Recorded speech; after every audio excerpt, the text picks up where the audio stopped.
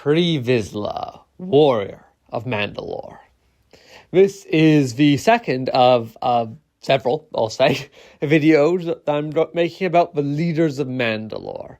This one, as you could probably tell, covers Pre Vizsla, the leader of Death Watch, the honorable warrior of Mandalore. And, well, let's see how good he does and how well he's experts Satine. Hint, he's going to be a worse leader, but I'm going to hate him less because he's honest about it. Yeah, really? This video will not be filled with as much vitriol, despite the fact that Pre Vizsla is honestly just worse than Satine is as a whole. Because Vizsla is honest about who he is and what he believes. He wants to make Mandalore into a warrior culture, and he's blatant about that, and his entire characterization fits into that. Meanwhile, my problems with Satine are through where her pacifist ideologies fail to hit, and they break or they bend, and they just, or when she just goes and says, "Hey, don't do cop stuff, Mr. Cop. If you do cop stuff, I will throw you in prison." I still don't understand how they wrote that scene. Like, how do you do that? Anyways, that is a rant for another time. As in, last week's video. So, yes. We get introduced to Pre Vizsla not as leader of Death Watch, but as one of the governors of Mandalore. Specifically, the governor of Concordia. And he is investigating the Death Watch menace, hooligans. It's not entirely clear how powerful they're supposed to be. Again, a rant for last week, because Satine somehow thinks that Death Watch is both completely incapable of planting a small bomb and also was likely to be behind the sabotage of sending a saboteur to hit the Republic ships. No, don't ask me how to square that. I don't understand. But anyways, yes. We introduced to Pre Vizsla pretending to just be a governor looking into Death Watch while secretly actually leading the Death Watch. And he's on the moon of Concordia, of course. That's where he's the governor of. And, well, as I've already mentioned, he's sent some of his men to hit, or one of his men, rather, to hit a Republic cruiser or something to sabotage it.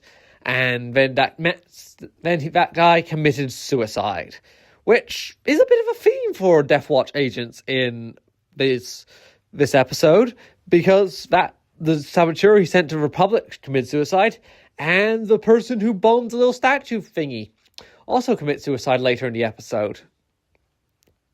Which is a bit interesting, because we never see any member of Death Watch commit suicide at any other point of the show, I believe. But both those two would rather commit suicide than, fight rather than submit to questioning, which shows that they have immense loyalty to their cause, loyalty to their leader. A loyalty which, I'd also note, Satine doesn't really gain from her people. Her confidants are traitors to her. Like, Almec is actively building a back market underneath her and locks her up. And her council is a bunch of corrupt people who don't actually respond to her. One of her governors is, Pre Vizsla, who's not loyal to her at all. He's leading the resistance against her, in fact. Anyways, yes. We first meet Vizsla as... Technically, I was wrong a bit earlier. We do first see Vizsla in this capacity as leader of Death Watch, but we don't realize it's Pre Vizsla yet. We just see an unnamed leader of Death Watch talking to Count Dooku about how they want... They're talking about how Kenobi's presence and what that means for them in the future. And Dooku tells Vizsla that this is a good thing, as it is the start of the Republic's invasion of Mandalore that they're trying to drum up to send down. So Death Watch should be saviors of Mandalore rather than invaders of Mandalore. Which, it is a bit strange, like, It does make sense, but like Death Watch causes problems, which means that the Republic comes in. So if Death Watch kicks out the Republic, which was there to solve the problems, they came in, and all the people like them. It's a bit of a weird plan. It might well have worked if the Republic had actually invaded, although, like I pointed out last week again, it's kind of stupid for them to assume that the Republic would launch a full occupation of Mandalore. Like, why on earth would the Republic actually do that to deal with the Death Watch, which are not that big a threat? Like, they're all isolated to a single moon. The Republic could just, take over that moon, which doesn't seem to even have that many people on it. Yeah. This is the problem with their plan, and why Maul's version of the plan works so much better, in my opinion. Dooku's version of the plan relies on the Republic and outside force coming in and being the oppressors. Maul's version of this plan, which, by the way, yes, it is basically the same plan Dooku has and Sidious has, because, Maul only knows how to play out of Sidious's playbook. Anyways, yeah, so Maul's version of the plan involves sending in people who are not outsiders to their objectives and are fully behind it. Anyways, that is for later in this video. Then once the bomber has bombed the statue and committed suicide, they take his corpse back to Concordia, where we meet Pre Vizsla as Governor Vizsla of Concordia, person who is definitely trying to find out where the Death Watch is. And well, then they have some brief conversations there, and he honestly does a pretty good job of pretending. I don't really know. I at least wouldn't really notice that he is the leader of Death Watch or member of Death Watch from watching that, for the most part. Like, there are some hints, but not massive ones. Which, yeah. So, he's doing a pretty good job pretending. Although Satine probably should have realized, because, what we haven't yet realized, found out at this point is, the symbol of Clan Vizsla is part of the Death Watch logo, which is stupid on his part, although I guess Satine is too stupid to realize that, so, maybe it's not stupid of him to think to do that, because, Mandalore's so dumb that they can't realize that he's the leader of Death Watch. So, I guess if you're stupider than I am, then I'm not that stupid. Anyways, yes. Then Pre Vizsla finds out about Kenobi being captured, and Satine runs off to rescue him, and Vizsla then clearly realizes that and runs off to go confront them. As then he goes up the heroes go up the elevator shaft, where they encounter Vizsla, who sends some of his men to go and kill them. However, they of course fail. So then Vizsla walks over there to deal with them personally, and on his way there, he sees one of his men who has failed, and he just simply, as he's walking past, shoots him and says, "Failure." Which is an interesting action for Vizsla to undertake, because we've never really seen Vizsla or the Mandalorian culture as one that hates failure so much outside of this episode. The warrior Mandalorian culture, of course.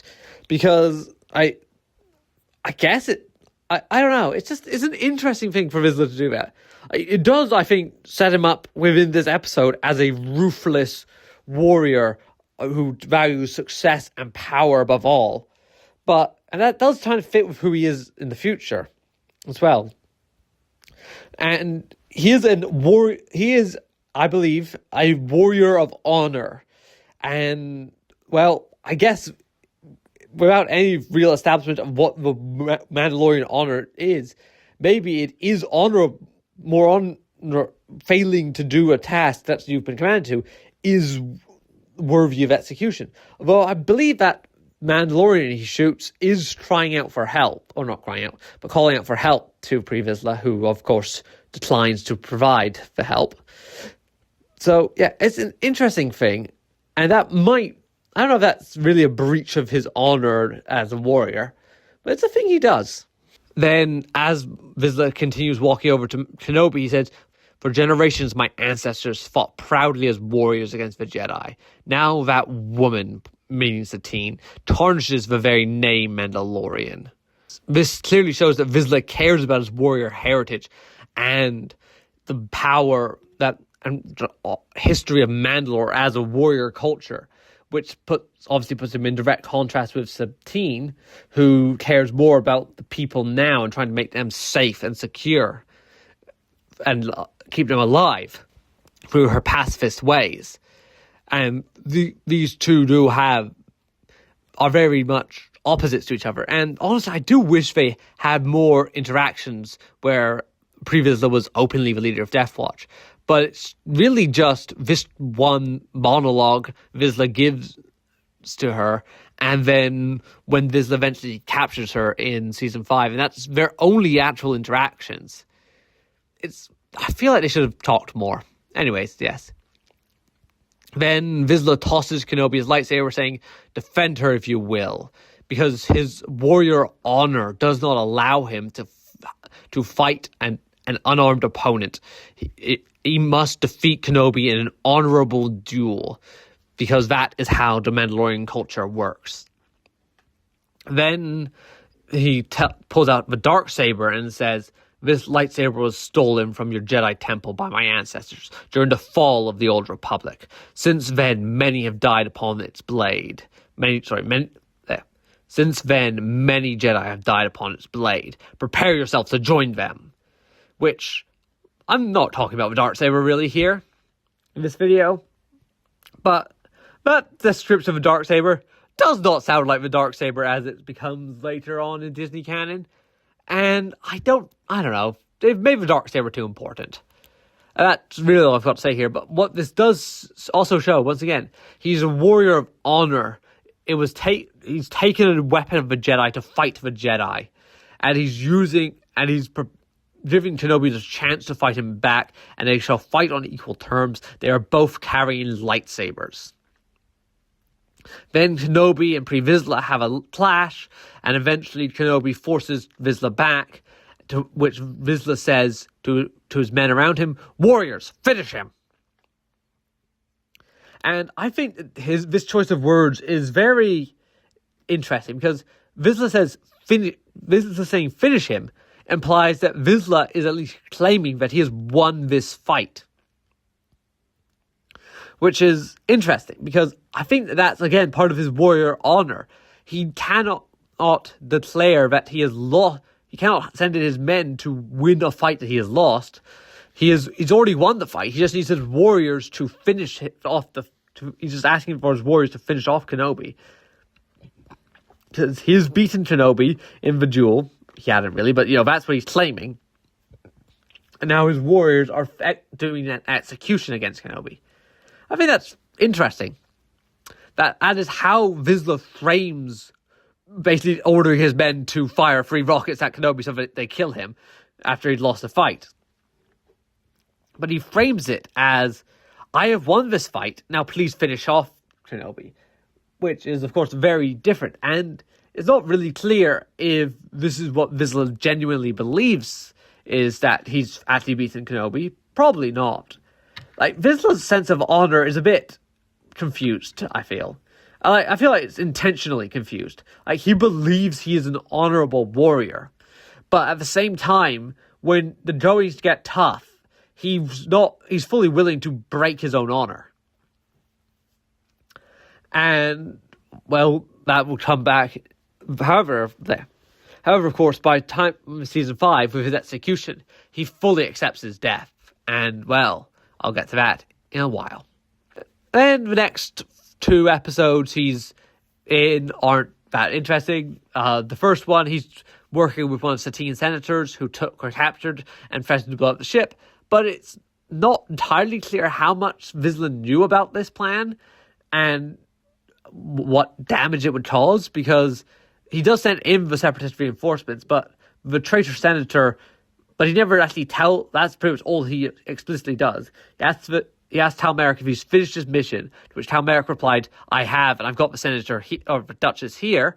And then Vizsla sends in the what kind of droids are they? Super battle droids, to secure his escape. Of course, that ends up failing, but it's never really clear how much damage Vizsla was expecting all this to cause, especially given that he knew there were Jedi on the ship, so the ship would not take that much damage from the supers. It might, now of course if he did know that Tal Merrick was going to blow up the ship, that would be another thing, but it's not clear, and it's not really that many Mandalorians on it anyways, so it's not super clear how, like, he's not a good guy, of course, but like, I don't know, I'm talking way too much about this for how little a part he plays in this episode. Final episode of Season 2's Mandalore arc. Vizsla is working with Dooku to basically bring down the Republic invasion upon Mandalore. So to do that, I don't know if he intentionally gets seen by one of the men, or one of Satine's men, or that's just a happy coincidence. But anyways, one of Satine's men sees Dooku talking with Vizsla. That's definitely the way around I meant to say that originally. And so then he goes off and they get a message sent out to Coruscant to basically say, hey, don't help us. The Death Watch is a bigger threat than we thought, but we can deal with it. And then Vizsla's men, or someone at least, we don't really know who, fakes the message to basically say, no, hey, Death Watch is scary, send help, please, now, please. And then he blows up the man who sends the message. He also has two other Mandalorians killed by sending an assassin under the orders of Dooku to kill Satine, who doesn't kill Satine, but does kill her pilot and the person who delivered the real message to her. And yeah, this is definitely a low point from Vizsla in terms of leading the people of Mandalore, as he is actively trying to bring down an occupation force upon them, which he thinks will be so oppressive that they will freely jump for joy when the Death Watch comes in to save them from it. And he kills off has three Mandalorians killed in the process. So, not a good look. And then once the Republic invasion gets called off because of the real message getting out, he then demands to Dooku that they must launch a full-blown attack immediately with the full help of the Separatist Alliance. Dooku says, no, bide your time, we'll come back to this later. And well, yeah, that's where Season 2 arc ends. Again, there is the hint that he's got someone deep within Satine's government, still within there, who's able to hide and fake the real message. But we never find out who that is. And again, I still think that's Almec. But that will be for Almec's video in this series. Vizsla does not appear in the Season 2 arc, or Season 3 arc rather, of Mandalore. And I think he gets briefly mentioned, or the Death Watch does at least, as someone who might be behind the I think it's just behind the tea incident, but that gets quickly ignored and said, because no, apparently he wouldn't do that. He would not send tea that's accidentally poisonous. That's well beyond Vizsla's means, apparently, or not means, but desires. Anyways, yes, but what Vizsla is actually doing during this time is off-screen breaking up with Dooku and getting a scar as a parting gift. And then he teams up with Lux Bonteri during Season 4. Or maybe he would team up with Lux during Season 3. It's not quite sure when they team up. But certainly Season 4 is when their plan goes into action, as Lux goes and confronts the Separatist Alliance and gets a holo meeting with Dooku, which he then gets broke out of by Ahsoka. And then they go off and meet up with the Death Watch under Vizsla. And Vizsla at this point is on some random planet where he's kidnapped all the local women, stolen the food of the people, and threatened them with violence. And, well, yeah, this is, again, not a very good look on Vizsla as a person. And it is, I think, meant to represent the lowest Vizsla gets, and the Death Watch gets, as they've turned from the honourable warriors of Mandalore into basically just a common band of thugs. And, well, then it doesn't really, not a very good time, as when the locals ask him to leave, he goes, oh, of course, I will return your women. And then he murders the women and in front of them, and then burns down the village, ordering the death of everyone inside. While it's not clear that executions do happen in full, because Ahsoka goes, "Hey, I'm here," and then she gets captured, and we just fall off with Ahsoka. But it's presumably Vizsla still leaves some of his men to burn down the village. It's not like people would fight back. You could just have a couple men back there doing it as target practice, basically. He then talks to Lux and tells him that they must execute Ahsoka because she is a Jedi, after literally dragging her back to camp have his men literally drag her back along the ground as she's tied up, and they just fly it back to camp. Must not have been a very nice trip for Ahsoka. But then she manages to escape barely after Vizsla was preparing to execute her.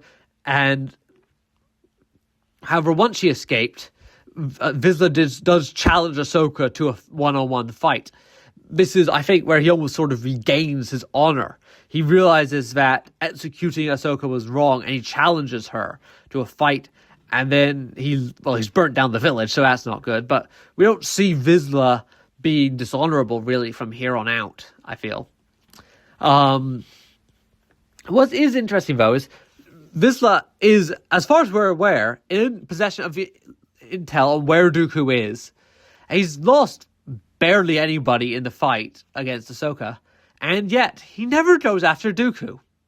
And I really don't know why. This is a problem, I feel, with how what Vizsla's done. So much of his stuff is just not really discussed. Like, his breakup with Dooku, I feel like doesn't appear in the season 3 arc at all, despite the fact that there was clear setup at the end of season 2 for him and Dooku doing stuff there, as well as I mentioned many times, they're clearly beating someone in Death Watch deep within the government of Satine's government that never gets paid off.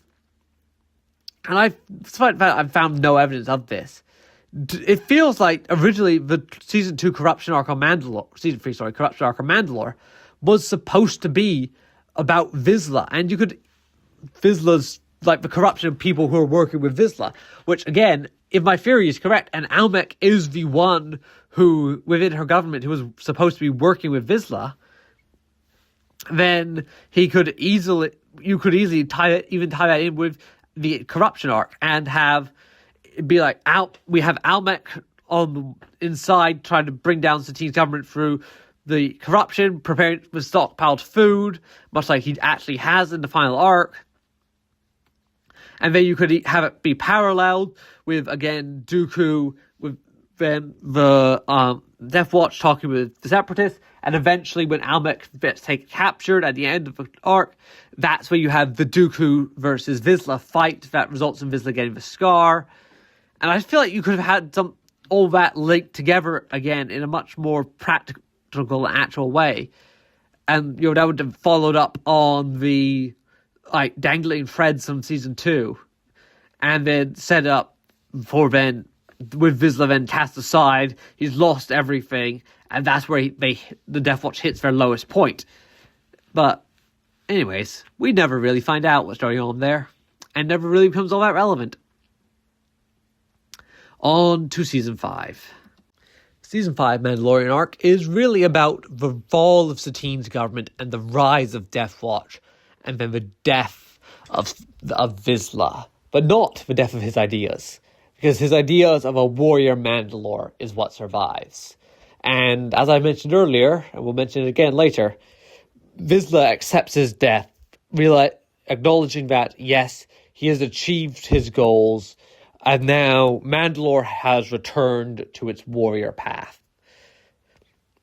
And well, the season starts, or his part of the season rather, starts with him finding Maul and Savage on a crash ship, seeing their lightsaber, realizing that they might be useful, they might have problems with the Jedi, because who else could bring down people with a lightsaber, or possibly even they took down a Jedi, and as such, they're no friends of a Jedi, so they must be there. And so they're no friends of a Jedi, and as such, they shall be friends of Death Watch. Potentially, at least. Then when Maul eventually does wake up, Vizsla's first objective is to ascertain what is Maul's general deal. And he figures out that he is anti-Dooku, or rather that he's not with Dooku, and he's anti-Jedi, and specifically as well, that he's anti-Kenobi. All things which Vizsla likes, all things which Vizsla will appreciate in helping them take over Mandalore. And Maul, especially once Maul later on promises to help Vizsla take over Mandalore. And when Maul looks at Vizsla's helmet and basically just does a brief comment on it, Vizsla goes into a monologue about who they are. We are the Death Watch, descendants of the true warrior of faith all Mandalorians once knew. Now my people are living in exile because we will not abandon our heritage. Our people were warriors, strong, feared. Now they are ruled by the new Mandalorians, who think being a pacifist is a good thing. They have given away our honor and tradition for peace. Duchess Satine and her corrupt leadership are crushing our souls, destroying our identity. That is our struggle.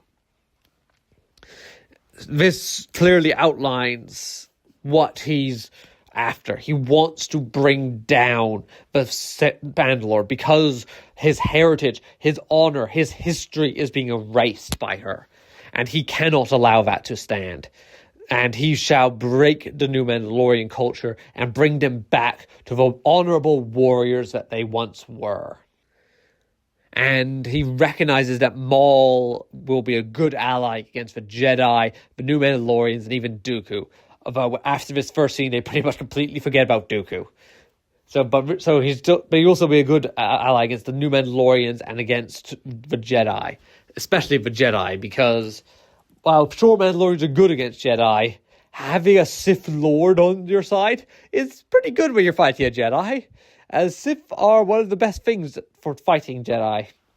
Then as Maul talks about his plans, and Bo-Katan questions his plans, Maul uses force chokes Bo-Katan, and Vizsla, and it just orders his men to stop, as Maul promises to help Vizsla and destroy everyone who opposes them.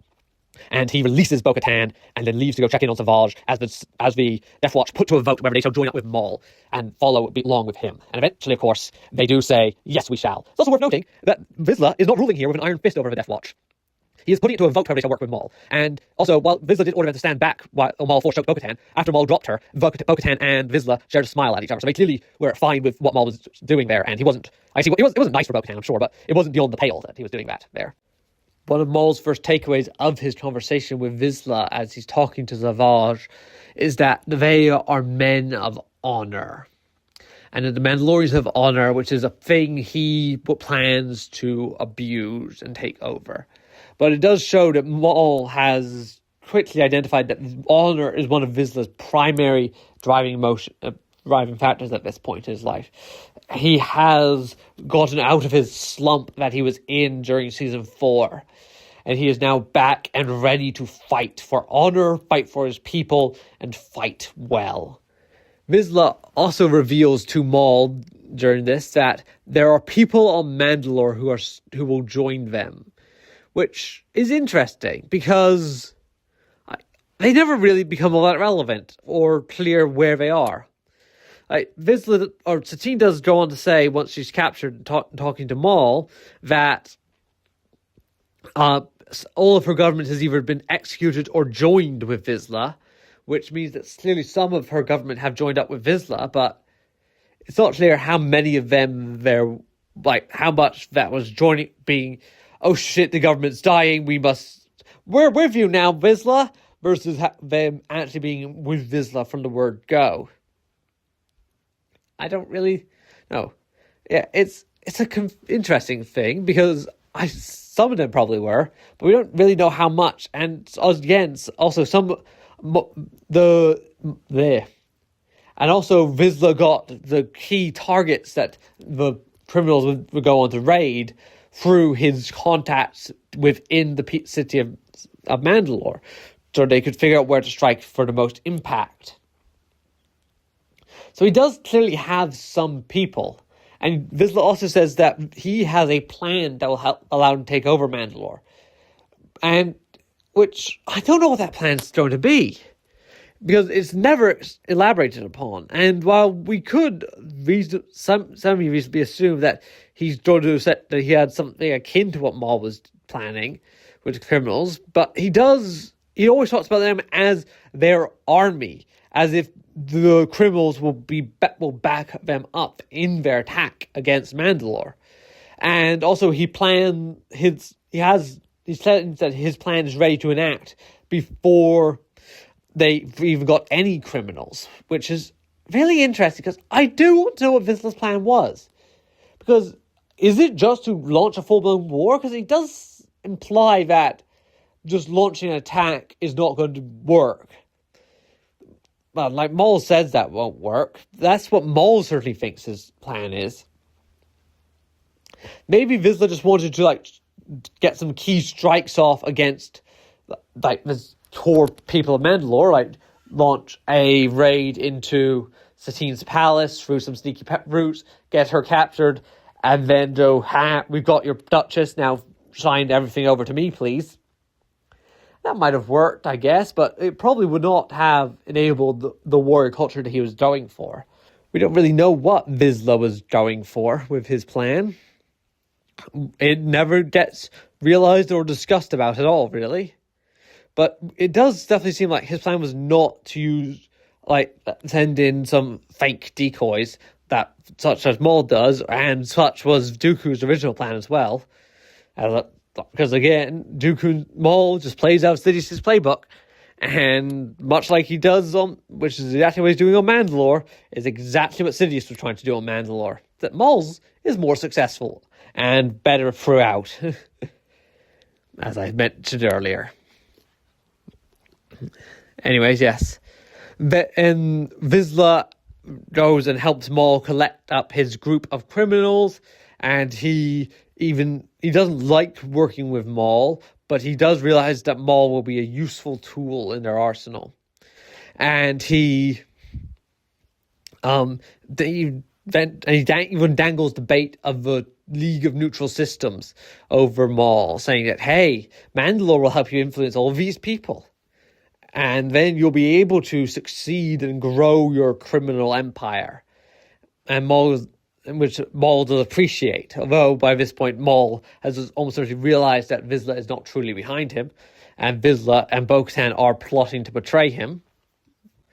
Yeah, that is roughly where the first episode of Season 5 that Vizsla is in ends. Then we get into Vizsla's final episode. I was going to say the name of the episode, but I forget what it was. Is it Shades of Reason? Because Lawless is the final episode of the arc, so it's not that one. I think it's Shades of Reason. And so this episode starts off with the criminals all raiding down, making a ruckus upon Mandalore. Then Satine is giving a speech to the people of Mandalore, and Vizsla comes in to interrupt it, basically, and says that Mandalore should fight back. We should take them back. We will hold the fight. Death Watch will be here, and Death Watch will save you. And he says, the name Mandalore should strike fear into the hearts of these gangsters. And well, the name Mandalore will strike fear into the hearts of many once the warriors have taken back control. Even if that fear is not caused by Vizsla, even if that fear is not under Vizsla's oversight. Because, well, Vizsla pushes his luck once they go in and they save Mandalore from all the people taking over there.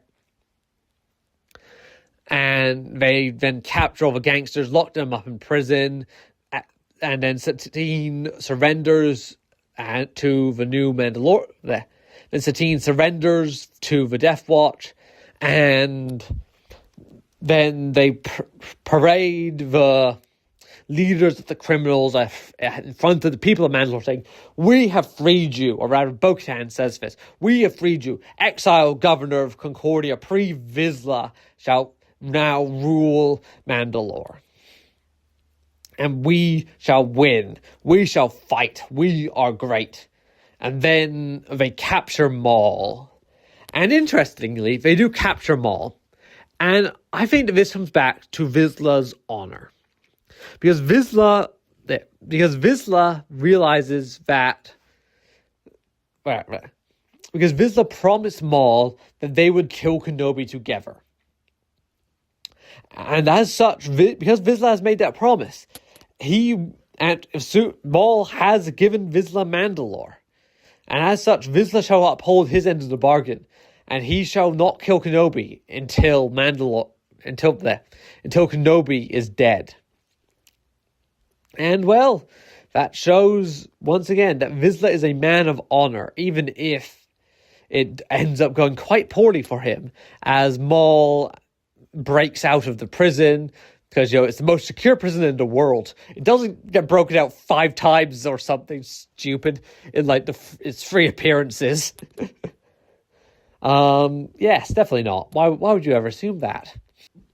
Then Maul goes and talks to Satine, is where she tells him that all the members of her government have either joined up with Vizsla or been killed. Bo-Katan had previously stated that all the leaders of New Mandalore had fled the city, including Satine, when they've mostly been killed or joined up or died rather than being fled, with the exception, of course, of Prime Minister Almec. And once again, we come around to Almec, who really needs a video of his own. So I will not talk about my theories about how Almec survived this. But I do believe, or rather I won't talk about it too deeply, but I do believe Almec survived this because, much like Maul, Almec had a deal with Vizsla, and Vizsla's not going to turn down that deal. Vizsla clearly knows that Almec is alive, because, he's locked up Satine right next to him, which I think was probably done on purpose. But we don't really know, and certainly soon they will meet properly. Anyways, yes. Then Maul breaks out of prison, he comes in, and he confronts Vizsla. He issues a challenge to him to honorable combat. Only the strongest shall rule Mandalore. And Vizsla is, of course, forced to accept this. It is a challenge to his honor in front of his men. What else could he possibly do? If he were to decline this, he would not be a true warrior of Mandalore. So then he fights against Maul to the death. And, of course, it is his death. And as Maul raises the Darksaber to execute Vizsla, Vizsla says, "As you say, only the strongest shall rule Mandalore." And then he closes his eyes and accepts his death. And, well, despite his death, Vizsla's goal has been achieved. Mandalore is a warrior culture once again.